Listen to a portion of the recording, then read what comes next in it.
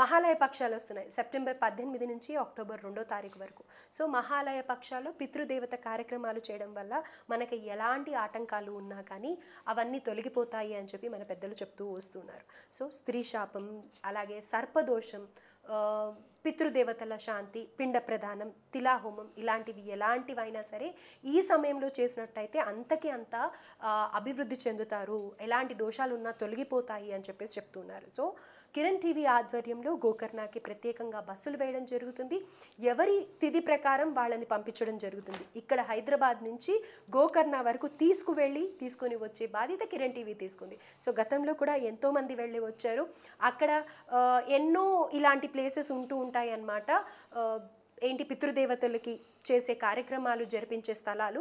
కానీ అన్నిటికంటే కూడా ప్రత్యేకంగా మనం సెలెక్ట్ చేసుకున్న స్థలంలో వాళ్ళు గురువులు ఎవరైతే ఉన్నారో వాళ్ళు తరతరాల నుంచి కూడా ఇది పద్ధతి ప్రకారం, వైదిక శాస్త్ర ప్రకారం ఎలా చేయాలి అనే దాంట్లో వాళ్ళు కరెక్ట్గా చేయించి పంపించడం జరుగుతుంది. ఎంతోమంది అభివృద్ధి చెందారు, వాటి ఫలితాలని చూశారు. కాబట్టి ఇప్పుడు గోకర్ణలో ఆ క్షేత్రం ఎలా ఉంటుంది, అక్కడ ఎలాంటి పూజ జరుగుతుంది అనేది కూడా ఆ వీడియో కూడా ఒకటి పబ్లిష్ చేయడం జరిగింది. ఆ వీడియోలో కూడా చూడొచ్చు.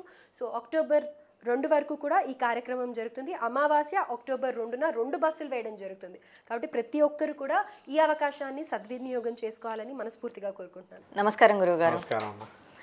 గురువుగారు, ఆర్థిక సమస్యలు ప్రతి ఒక్కరికి ఉంటుంది. ఆర్థిక సమస్య అనేది కొంతమంది ఏంటంటే ఒకరికి ఇచ్చే స్టేజ్ నుంచి వెళ్ళి ఇప్పుడు ఒకరి దగ్గర నుంచి వెళ్ళి తీసుకునే స్టేజ్కి వెళ్ళిన వాళ్ళు కూడా చాలామంది ఉన్నారు. మరి ఈ ఆర్థిక సమస్యల నుంచి వెళ్ళి బయటపడాలి అని అంటే ఈ నవరాత్రుల్లో, అమ్మవారి దేవి నవరాత్రుల్లో మరి ఏదైనా రెమెడీ తెలియజేయండి. ఏం చేసుకుంటే వీరు ఆర్థిక సమస్యల నుంచి పూర్తిగా బయటపడి, పూర్తిగా కాకపోయినా ఎంతో కొంత రిలీఫ్ దొరికే అవకాశం ఉండేలా ఒక్క రెమెడీ చెప్పండి. శ్రీ గురుభ్యో నమ. శ్రీ మహాగణాధిపతి నమ. శ్రీ మహాసరస్వతి నమ. ఓం శ్రీమాత్రే నమ.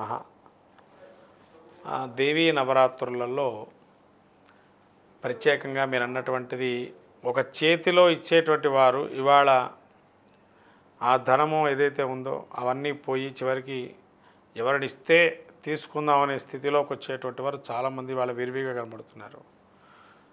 అంటే వాళ్ళ యొక్క స్థితి మరి అలా ఎందుకు మారింది? 10 మందికి పెట్టేటువంటి చెయ్యి చివరికి అంటే కొంతవరకు ఏంటంటే అమ్మ కర్మదోషాలు కూడా ఉంటాయి. అంటే వాడు కర్మ చేసుకున్నాడా, మరి వాడు దానం ఇచ్చాడు మంచిదే కదా, ఇంకా పుణ్యమే కదా అని కూడా అనుకోవచ్చు. పుణ్యమైన అమ్మ ప్రతి ఒక్కరికి మనం పుణ్యం చేద్దామని ప్రయత్నం చేస్తాం. అంటే దీనిలో మీరు ఒకటి వినాల్సిన విషయం ఏంటంటే సినిమా కూడా వచ్చింది దీని మీద. వాడు ఉంచుకోకుండా మొత్తం దానం ధర్మం చేసేసింది. ఎగ్జాంపుల్ ఎవరు నటి సావిత్రి గారు అడగంగానే అందరికీ కూడా దానం ధర్మం చేసిందని మనం వినే ఉన్నాం. తన చెయ్యి చాలా పెద్దదని చెప్పి నటి సావిత్రి గారు. చివరికి ఆమె వెళ్ళే పరిస్థితిలో అంటే ఇంకా ఆవిడ ఆర్థికమైన ఇబ్బందులు విపరీతమైన ఉబ్బిలో చిక్కొని చివరికి వాటి నుంచి బయటపడటానికి ఎన్ని ఇబ్బందులు పడిందో అనేది మనం చూసాం.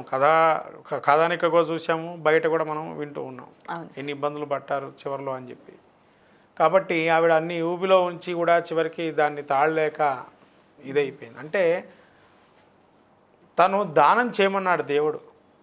దానం ధర్మం అనేది ప్రతి ఒక్కరు చెయ్యాలా, వద్దని చెప్పట్లేదు. కానీ ఏంటంటే తన స్థాయిని మించి అధికమైనటువంటి దానం ఇవ్వకూడదు. స్థాయిని మించి అంటే అధికమైనటువంటి ధనం ఉన్నవాడు తన స్థాయి తగ్గట్టు ధనం ఇవ్వచ్చు. నార్మల్గా పేదవాడికి ఉన్నవాడు వాడి దగ్గర ఉండే దానం ఏదో విధంగా చేయొచ్చు. కానీ 10 మందికి పెట్టే చేయంటే కోట్ల రూపాయలు టర్న్ ఓవర్ కానీ వాళ్ళ చేతిలో ఉండొచ్చు. అలా దానం ధర్మం చేసుకుంటూ వెళ్ళడం, కొన్నితే వ్యాజ్యాల వల్ల కొంత నష్టపోవటం కూడా జరిగి ఉంటుంది. వ్యాజ్యాలు వేయటం కోర్టులో, వాటి సమస్యల వల్ల కూడా కొన్ని ధనం అనేది నష్టం జరిగే అవకాశం ఉంటుంది. చివరికి పెట్టే చేయి కూడా పోయే అవకాశం. మరి వాళ్ళు ఇంతగా మేము ఆరాధన చేసి ఇంత దానం ధర్మం చేసినా కూడా మాకు అక్కరకు రాలేదు అని అంటే కొంత కర్మ కూడా ఉంటుంది దానిలో.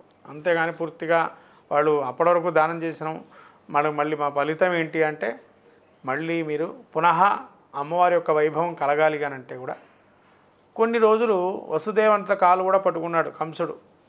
కంసుడు కాలు పట్టుకున్నాడు వసుదేవుడు. చివరి కృష్ణుడు ఈ విధంగా 8వ సంతానం కలిగితే కనుక పోతాడని చెప్పనగా అంటే అదొక సమయం. సమయం అనేది కాలస్వరూపం అనేది ఎవరికి